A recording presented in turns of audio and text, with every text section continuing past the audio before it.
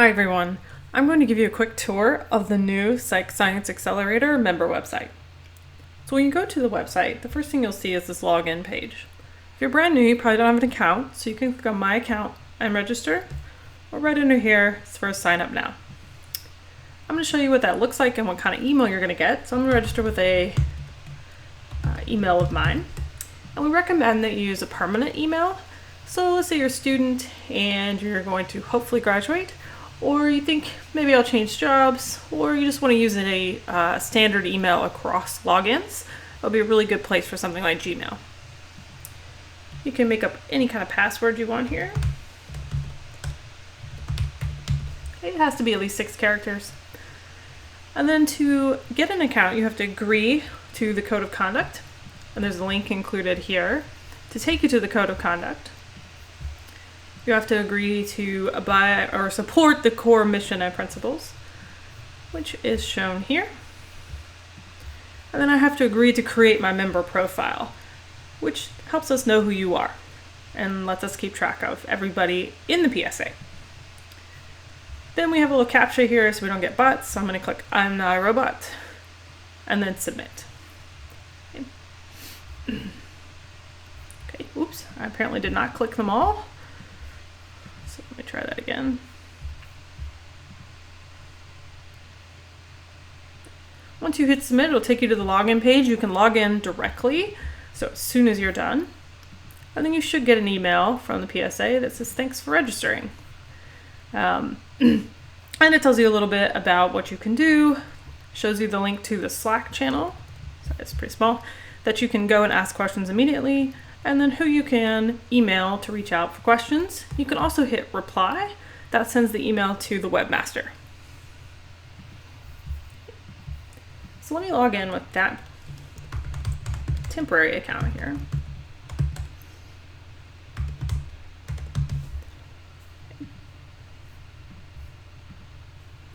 Oops, I can't spell my own name.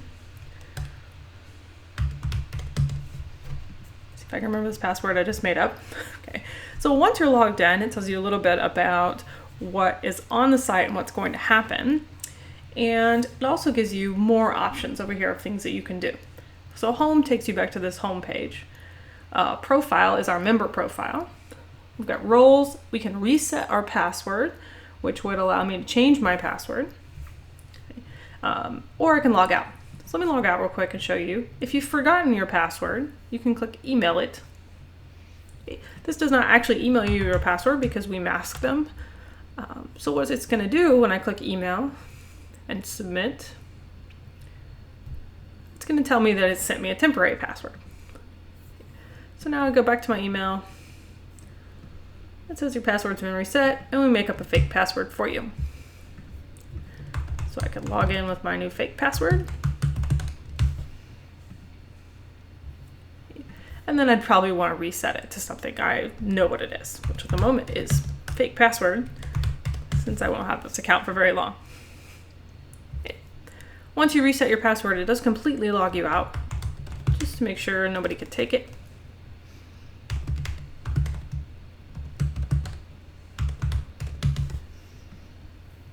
All right. Now that I'm logged in, what can I do? Well, the ultimate goal of this website is to have a list of tasks that you can complete, like updating your account information, so who you are and who your lab is, keeping track of what you're supposed to do if you're involved in a study, and then other things that you might join in on, like committees or just things that the PSA needs done. So the goal on this page is to have a list of things that you can participate in or need to do. So it helps you keep track of what's happening across all the different studies or just what you should be doing. So we give you a list of things that you should do first, and the first one is to create a profile. If you haven't made one yet, you'll see create profile. I'll show you in a second. Once you make one, it'll actually say update profile. So let's click that. Under create profile, what you're going to see is a list of questions. This is very similar to the old intake form. The first thing that happens is it asks for your consent. So I consent to give you my information because I do want to be a member. And that information might be used for meta-science studies. Everything with a red star is required. So So I would go in and fill in this information. My permanent email here could be the same email I just registered with, or I could change it. My secondary email might be my university or affiliated email. Our affiliation here can be institutional or not. So people who work maybe for the Open Science Framework or COS. The framework is just a website. So the Center for Open Science, or people who aren't affiliated. So you could just write none here if you are currently between affiliations. I can write my city of residence the moment I'm on the moon. And my country of residence, I guess I would say the moon is owned by the United States, just for fun. I could pick some specialties here, and I could describe that a little better. So in reality, I'm a cognitive psychologist and a psychometrician. So I would write that I actually do computational linguistics and I don't know nothing about neuroscience. Okay, so this just helps us get a little bit more fine-grained into what you actually do. Study personnel interest is the different areas that you might be interested in coordinating for a study. This does not commit you to anything. It just allows us to email you and ask if maybe you'd be interested in doing some of this later. Our reviewing interest, where might I be interested in reviewing studies, and any committees I might be interested in. So I should probably pick training since I'm on that one. Everything below here is optional except the consents. So here I'm consenting to give you information that we would deem interesting for meta-scientific research, but not required. So all of this, if used in such research, would be de-identified without any of your personal information that we've listed above. So we couldn't connect your name to your birthday.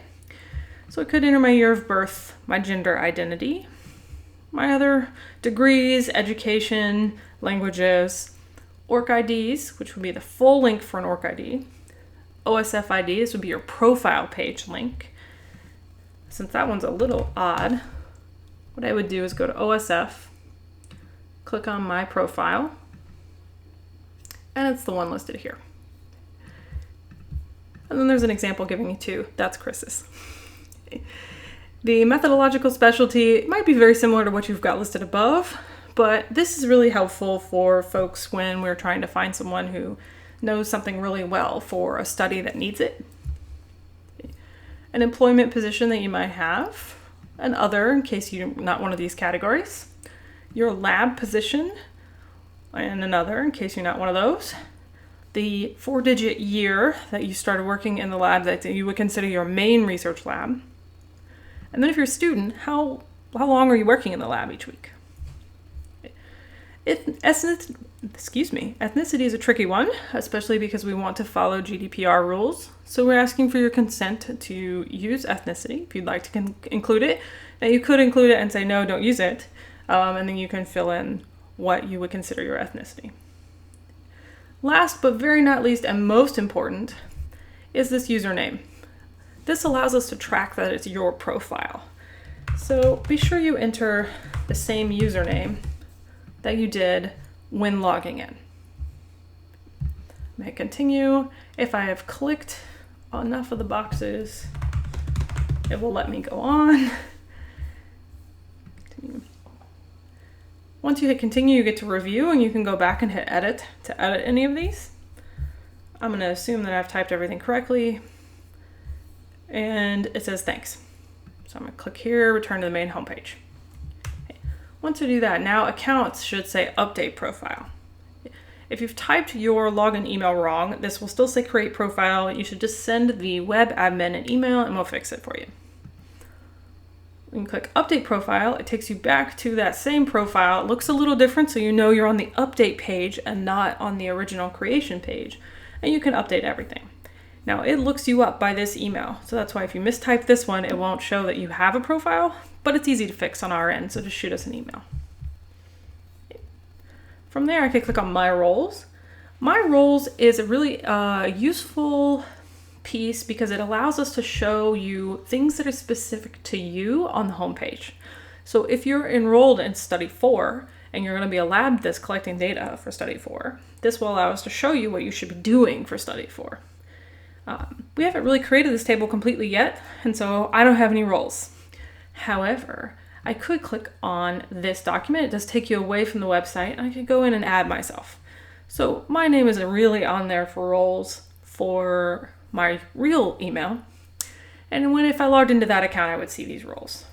Right now, they're not triggering anything because we want to build this information. When you fill in this form, one row for each role that you have. And if you aren't sure, we're going to fix it. So just take your best guess at what should go there. All right, now it does not automatically update when you save it in Google Docs, but we do keep it updated hopefully once a week. From here, I can go to Lab Info. Now this does pull a list of lab IDs based on email. So in a second, I'll log into my real account and show you my lab IDs. But if you get to this page and you don't have a lab ID, that means we have the wrong email for you, or you don't have a lab ID. And that's when you should email the web admin and let us fix it for you. That will fix as soon as we kind of can update it in the background, and then you'll see your lab and your lab members here, and we can work on making sure these are correct, because some of them are a little off. Once I have one of these though, I will actually see information under lab profile. So right now it doesn't let me do anything so that you don't fill in a lab profile for a lab that doesn't exist. Last but not least, I can click on look at each study. These will be updated soon with their Slack channels and more of their links, but this can also help you know who to contact. So let's say you are part of the Study 2, Study 3 bundle, and you want to know, like, I don't understand this Open Sesame thing very much. Well, you could contact Sao Chen or Jeremy here. If you are on Study 4 and you're like, who am I supposed to have started yet? You could email Brandon or Jordan. So this really just gives you a place to know who to contact, because sometimes that's the hardest part. So let me show you what that lab one looks like once you have really logged in. And I've taken the current lab information that we have with lab IDs and kind of matched it as best I could, but I can't predict what email you're going to use, so it may take us a little bit to get this all straightened out. But when I connect it to my right email, this is what you'll see. I have my lab ID. It does tell me the institution. This is, if you need to update this part of it, you do that under my account and update profile. Right now, this just shows you, in case you have multiple IDs and you're not supposed to, we can figure out why.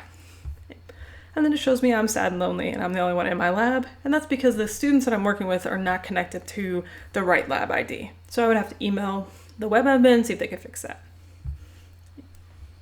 Once I have that though, I can create a lab profile. The lab profile is tied to your number here, not your email. And this would allow you to tell one of your lovely postdocs or graduate assistants or RAs to update the lab profile for you. So this allows us to have one lab profile for everyone in the lab instead of 6 lab profiles for all the same people. I've already done this, so I'm going to click update just to show you what it looks like. And it allows me to click through things. So the type of data collection that I can do, the type of special populations, language for the lab, which might not be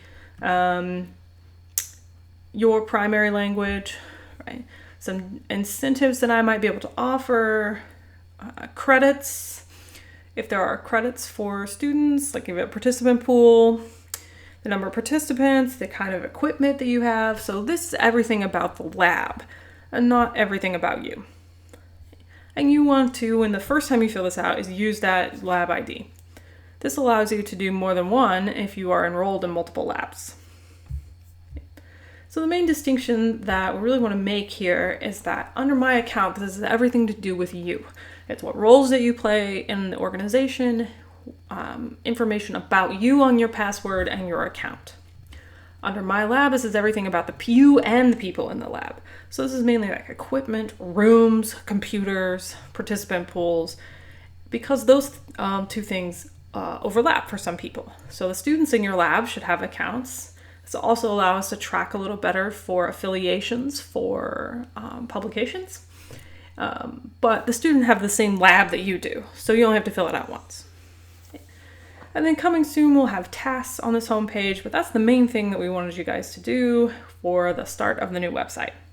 So if you have questions or you see any errors, because somebody will, I'm realist here today, just email the cut and paste the error and what web page you were on when you saw that error, and I will stock it down and fix it for you guys. So thanks, and let me know what questions you have.